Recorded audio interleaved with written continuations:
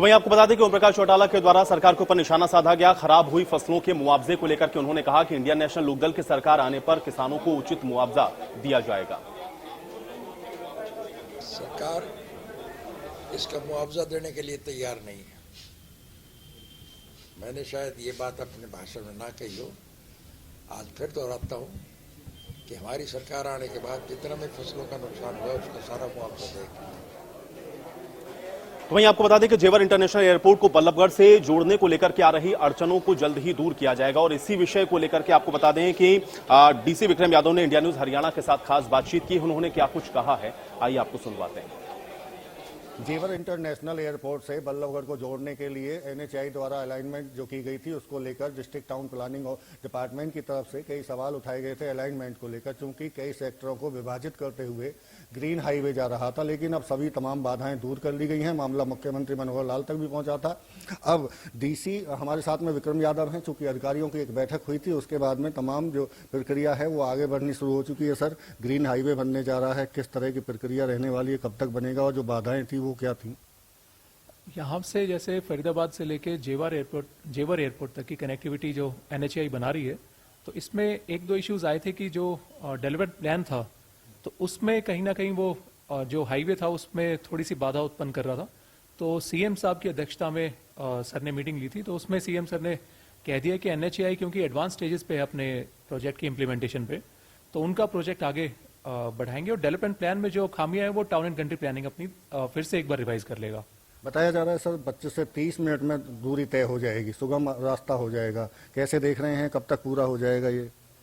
अभी इसमें टेंडर्स इसके लग चुके हैं, काम जल्दी शुरू हो जाएगा। इसमें ये एक बाधा ये वाली थी जो आपने मेंशन करी अभी, तो ये भी बाधा भी दूर हो गई। अभी इसकी प्लानिंग ये कर रहे हैं कैसे सर्विस लेन कहाँ से शुरू होंगी, कहाँ तक रहेगी, तो उसके लिए कितना लैंड एडिशनल या फिर इसी लैंड में बना लेंगे, तो ये भी जल्दी कर लेंगे।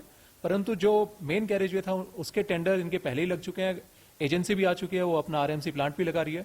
तो उम्मीद है जल्दी ये प्रोजेक्ट भी शुरू होगा और टाइमली कोशिश इनकी ये है अगले साल से पहले कंप्लीट कर लेंगे। सर, एक बड़ा प्रोजेक्ट और तेजी से जिस पर निर्माण कार्य चल रहा है दिल्ली मुंबई वडोदरा एक्सप्रेस में, छोटी छोटी कहीं कई चीजें बाधाएं वहां भी आ रही थी, क्या उनको कैसे दूर किया गया है और अब क्या काम और तेजी पकड़ेगा? तो जैसे कि दिल्ली बॉम्बे जो एक्सप्रेस वे जो बन रहा है तो फरीदाबाद से निकल रहा है, तो यहाँ पे भी कुछ इश्यूज थे, जैसे फॉरेस्ट्री क्लियरेंसेस का था या फिर जो इलेक्ट्रिकल के हाई टेंशन वायर्स हैं उनकी शिफ्टिंग का था, तो वो सारे इश्यूज अब दूर हो गए हैं। फॉरेस्ट की परमिशन भी आ गई है, इरिगेशन का एक मैटर था वो भी काम वहाँ पे भी चल रहा है।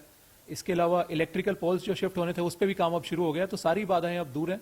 तो ये भी उम्मीद है, हमारी कोशिश ये है कि इस साल के अंत से पहले इस प्रोजेक्ट को भी हम पूरा कर लें। केल गांव से उसको शुरुआत कर दिया गया है, इसका ये हिस्सा बचा हुआ है, क्या मान के चले इसी साल में वो पूरा हो पाएगा? बिल्कुल, हमारी कोशिश यही है कि इसी साल के अंदर हम इस प्रोजेक्ट को फरीदाबाद के अंदर जो कनेक्टिविटी है वो पूरी इस साल में करवाएं। सर, एक महत्वपूर्ण सवाल ये है कि ये ग्रीन हाईवे चाहे जेवर एयरपोर्ट को जोड़ने वाला हो चाहे दिल्ली मुंबई एक्सप्रेसवे की, ये बनने के बाद में क्या लगता है फरीदाबाद की तस्वीर कैसी दिखाई देगी, कैसे बदल जाएगा फरीदाबाद?